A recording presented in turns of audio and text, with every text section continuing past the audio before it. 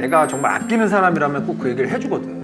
근데 그게 도움이 너무 많이 돼. 그래도 시간이 없어서 못한다는 핑계는 최소한 되지 않았던 것 같아요. 전기세 솔직히 얘기해서 뭐 그게 돈이 아까워서 그런 게 아니고 이게 다 몇 년 전 해외 뉴스에서 김종국의 재산에 대해서 다룬 적이 있습니다. 그 추정치는 수백억 단위였죠. 지금 현재도 그는 280만 유튜브, 방송, 콘서트, 광고 등 매우 많은 활동을 하고 있으며 며칠만 일해도 억 단위는 그냥 벌어들일 것으로 추정됩니다. 하지만 이런 그가 휴지를 쓸 때 딱 한 칸만 나누어 쓸 정도로 짠돌이라고 하면 믿을 수 있겠습니까? 운동을 하더라도 비닐을 안 뜯는 데잖아. 가죽 저게 달거든요. 이렇게 하다 보니까. 알아. 얼마나 가져온 거야? 지금 이거를 이거 흘렸는데 지금 이게 뭐 하는 거야 이거? 나도 화장실 같은 거 손 씻을 때도 이렇게 하고 비누 딱 할 때는 물 끄고 나. 또 이거 딱 따서 딱 먹으면 돼. 기가 막혀 이거. 와. 와, 진짜 달다 이거요. 좀 더 툭툭 빨지 이걸. 아, 어두워. 야 그런 게 전기세 더 나가. 형 진짜 돈 쓸 때를 몰라. 그냥 방송 컨셉이겠지 저걸 믿냐? 라고 생각하실 수 있습니다. 하지만 다른 방송에서도 주변 동료들이 김종국의 근검 절약이 엄청나다고 자주 언급하기도 했으며 무엇보다 아버지의 어려웠던 생애를 들으며 김종국은 어릴 때부터 무슨 일이 있어도 절약하며 살겠다고 다짐하게 된 사연도 있다고 하죠. 나 어릴 때는 그냥 다 그렇게 사는 줄 알았어. 휴지도 조금 쓰고. 아버님 반장. 하물며 그 치약을 밑에서부터 짜야 되는 아버지가 워낙에 어릴 때 어렵게 살았으니까 나는 당연히 우리가 그렇게 살아야 된다고 생각을 했어. 물도 아끼고. 어제는 너는 상상도 못한다. 그렇게 살았어. 내 막내 동생은 죽어버리고 못 먹어 죽었어. 또한 그는 환경을 생각해서라도 근검 절약을 하는 게 좋다는 철학을 갖고 있기도 했습니다. 전기세 솔직히 얘기해서 뭐 그게 돈이 아까워서 그런 게 아니고 이게 다 자연이야. 경제고 이게 아낀다고 생각하지 마. 널 위해서가 아니고 너의 자손들, 너의 아이들 선물을 남겨둔다고 생각해. 아무리 그래도 저런 사람이랑 친해지고 싶진 않다 라고 생각하실 수 있습니다. 하지만 김종국 주변 동료들의 말에 따르면 그는 전형적으로 자신에겐 안 쓰지만 남에게는 퍼주는 스타일로 동료들에게 비싼 선물을 주거나 밥을 먹어도 밥값을 못 내게 하고 소속사도 모를 정도로 사회에 도움이 필요한 사건이 생길 때마다 기부를 몰래 하는 편이라고 합니다. 뭘 자꾸 잘 되려고 하는 어떤 그런 욕망이 오히려 사람을 더 불행하게 만들더라고. 야 오히려 내가 좀 더 그냥 그래 내가 좀 손해본데 양보한다고 생각하고 살면 기대하는 것보다 그냥 이 자체가 너무 행복한 거지. 또한 그는 데뷔 30년이 다 되어 가는데도 큰 논란 없이 롱런하고 있을 정도로 사생활이 깔끔하기로도 유명합니다. 방송 등 활동을 제외하고는 주변에서 전화를 걸면 거의 100% 집이거나 헬스장일 정도로 생활 루틴이 매우 규칙적이라고 하죠. 하지만 이렇게 반듯한 그도 과거에는 정말 상상하기도 힘든 충격적인 일들을 많이 겪어왔는데요. 지금부터 이런 김종국의 간단한 생애와 그의 철학과 명언에 대해서도 알아보도록 하겠습니다.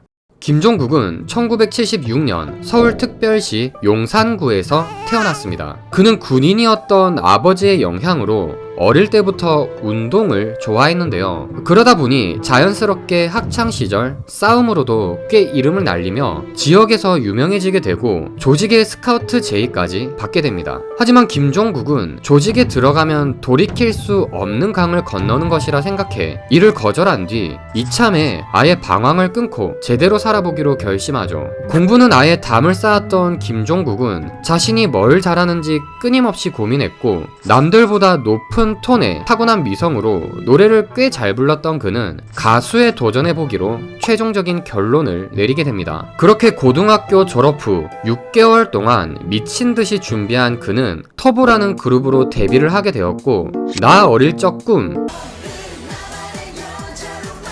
검은 고양이 등 데뷔곡이 바로 히트를 치면서 엄청난 유명세를 타기 시작했습니다.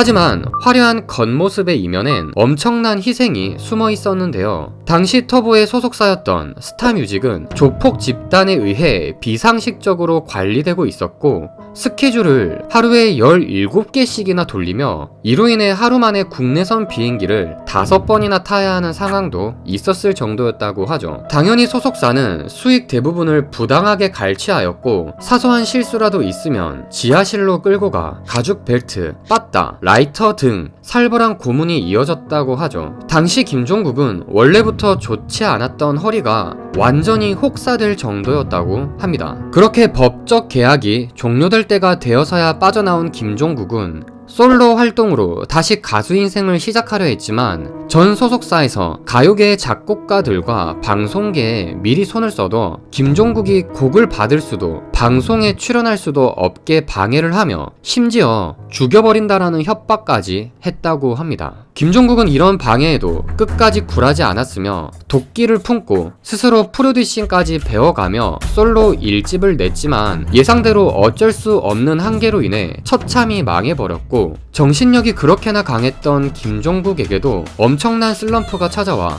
모든 걸 포기하고 활동을 중단하면서 더 이상 방송에서 그를 찾아볼 수 없게 되었습니다. 하지만 3년이라는 세월이 흐른 뒤 김종국은 갑자기 2집 한남자로 컴백을 했는데요. 이때 그의 몸은 엄청 좋아져 있었고 곡도 너무 좋아 엄청난 흥행을 맞이하며 진짜 전성기의 시작을 알리게 됩니다. 알고 보니 그는 그 3년이라는 시간 동안 일 외적으로 자신이 좋아하는 것을 찾았고 그걸 꾸준히 하며 일상이 회복되었다고 하는데요. 그것은 바로 운동이었죠.